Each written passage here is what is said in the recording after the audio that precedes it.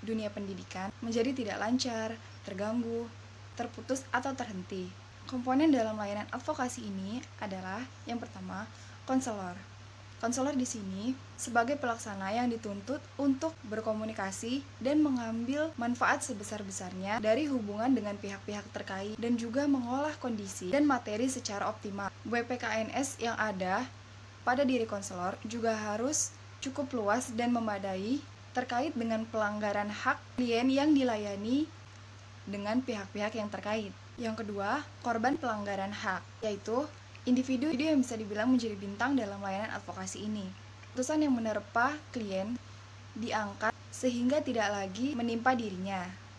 Hak yang diabaikan itu dikembalikan pada klien sedapat-dapatnya, sepenuh-penuhnya dari yang semula bermasalah sampai dengan kembalinya hak klien tersebut, sehingga klien selanjutnya bisa menjalani kehidupan dengan menjadi individu yang dapat menikmati haknya untuk sebesar-besarnya kesempatan mengembangkan dirinya.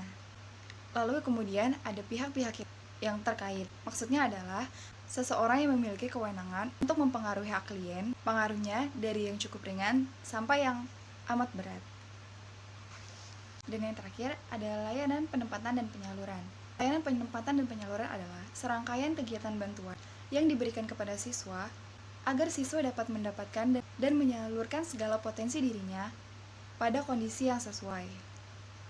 Kemudian tujuan dari layanan ini adalah diperolehnya tempat yang sesuai bagi individu untuk pengembangan potensi dirinya. Kesesuaian terhadap tempat dalam pengembangan diri seperti pada lingkungan sekolah, lingkungan organisasi, lingkungan pekerjaan, dan juga pendidikan lanjut.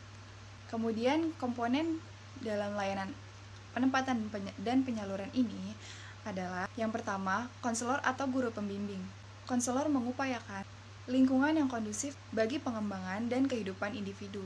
Yang kedua dari komponen layanan penempatan dan penyaluran ini, subjek layanan dan masalahnya. Pada dasarnya, yang menjadi subjek dalam layanan penempatan dan penyaluran ini adalah siapa saja yang memerlukan kondisi yang lebih sesuai dengan kebutuhan kehidupan dan perkembangannya, baik di sekolah, lingkungan rumah, lingkungan pekerjaan, dan sebagainya.